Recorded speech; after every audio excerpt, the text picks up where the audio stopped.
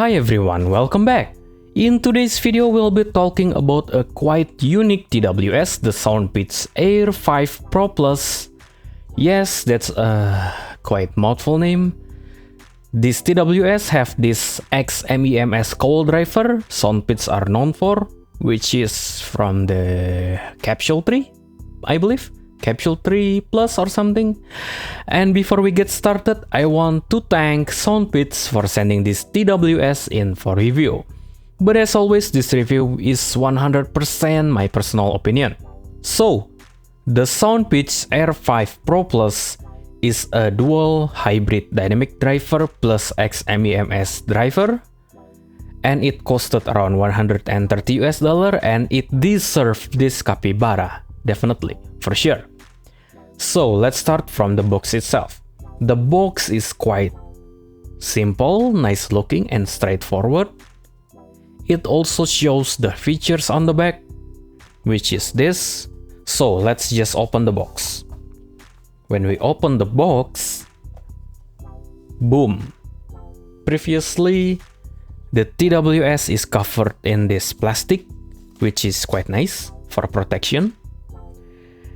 And we also get this extra accessories box. Let's just open the accessories first. And let's see what we get inside this accessories box. Okay. First, we get this very nice and cute sticker. And don't judge me, I love stickers. And this user guide. And then this Beats audio card, and yes, definitely download the apps. It unlock a lot of features of this TWS, and you also got this kinda short USB A to USB-C, which is just fine.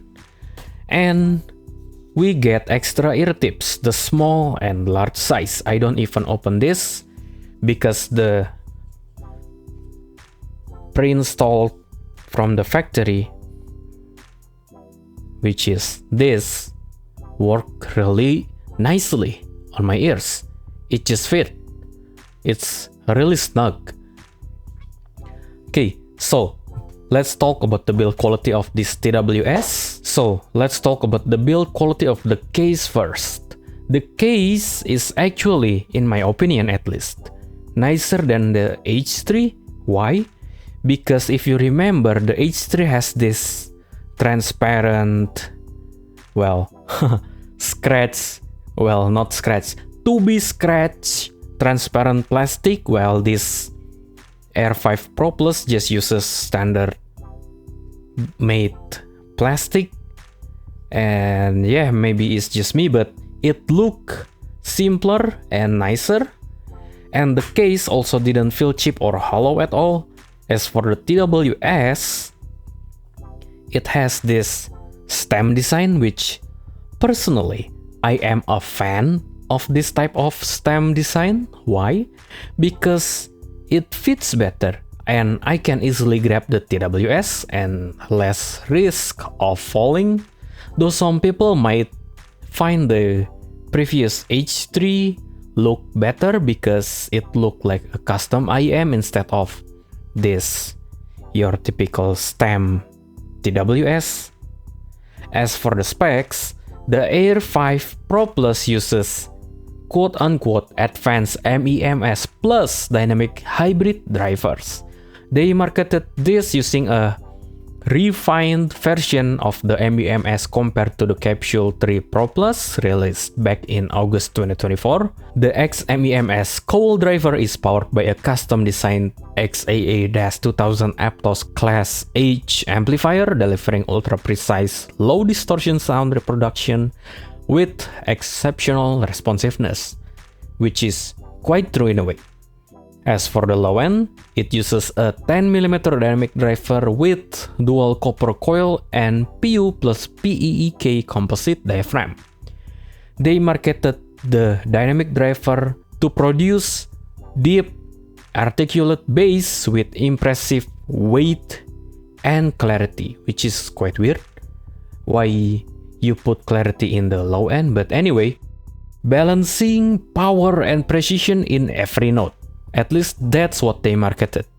And it actually delivers, which is nice. Also, this TWS uses Qualcomm QCC3091 chip for the connection. So it supports aptX obviously, LDAC, LC3, AAC codec, and the features of this TWS.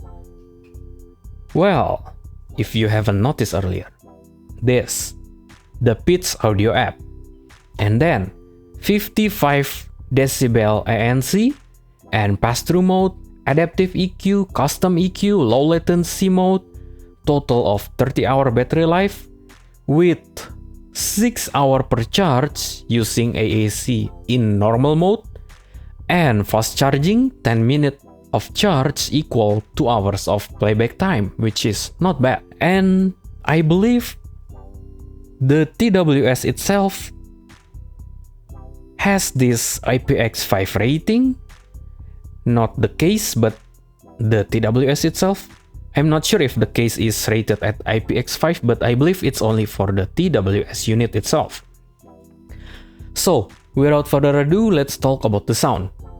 The setup I used, obviously the Air5 Pro Plus connected to my Poco M6 Pro using LDAC, stock ear tips, and the music is from Apple Music. Mostly I listen to rap, EDM, J-pop, metal with the stock EQ.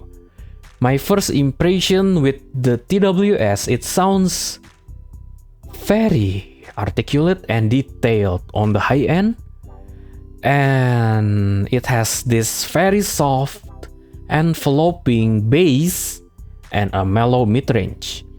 The bass is thick, weighty, and well, since I'm a fan of nice bass, not exactly bass head, but a nice bass, this thing is really nice. Especially listening to rap and EDM music using this TWS, it sounds really satisfying. But in other spectrum, for metal music or any music that has double pedal music, it sounds just okay. Not my first choice, but it's usable. As for the mid-range, the mids of this TWS is quite mellow, relaxed, nothing shouty, but it does have slight hint of the MEMS driver. It sounds teeny tiny bit metallic, and it's, I don't know, it's either the crossover or I don't know, the character of the MEMS driver, I'm not quite sure.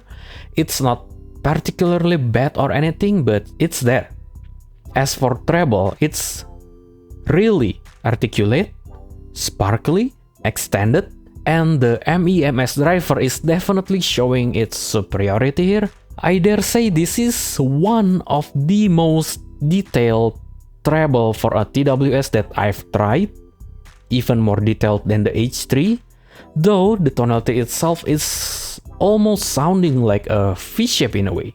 It has a nice weighty thick bass, and then it has this mellow mid-range with accented treble, and as I said earlier, I can kinda hear the MEMS driver timbre here, which is not particularly bad, but it's there. You definitely know it's not using a balanced armature or a dynamic driver, because it really sounded quite unique in a way. As for the technicalities, for a 130 USD, this TWS, I can say the technicalities are very good. Let's start from the stage. The stage is intimate, but it has a very good layering. It sounds like you're inside of a musical blob, and it's really a bliss listening to music using this TWS. I also tested this TWS for movies, and it's really nice, especially for horror movies. Yeah, this thing is very, what the word again? The immersion of this TWS stage is almost reminds me of the JT3. And then the imaging, I dare say this TWS has almost holographic imaging. Heck, I dare say it's just, yeah, this thing sounds holographic in a way. And then combined with the stage layering, the overall sound coming from this TWS is just wow. And I also just noticed the capybara got glued for some reason. Haha, sorry capybara. Anyway, separation and positioning also very good for a TWS. Well, not exactly for a TWS, even for a normal IM. This thing has a very good separation and positioning again, thanks to the very good stage presentation. This TWS in a way really reminds me of the JT3 from Jade Audio. And then the detail retrieval. Very good, especially on the higher frequencies. Thanks to the MEMS cowl driver, the treble of this TWS is really, I can't stress this enough, it's really articulate and it does have a huge amount of details, especially compared to something, let's say, Apple AirPods Pro 2, that TWS is just anti-detail in a way, if you straightly compare to the Air5 Pro Plus. Anyway, since I already mentioned the Apple AirPods Pro 2, I will just compare it to the Pro 2. And I haven't tested the Pro 3. My bad, I cannot afford it right now. Haha. The AirPods definitely have a more sleek looking, classy, typical Apple style in my opinion. The stems on the TWS itself is shorter, making it look more classy and expensive in a way. But sound-wise, the AirPods have this warmer overall tonality, while the Air5 Pro Plus using default EQ, the tonality is almost like a V-shaped sounding one. It has a nice bass, mellow mid-range, and accented treble. As for the technicalities, the Air5 Pro Plus easily beats AirPods Pro 2 in every aspect, so don't even think about it. This thing is... for the technicalities. That's why I bring this accidentally glued capybara. Yes, the technicalities of this TWS is really, really nice. And we come to the conclusion.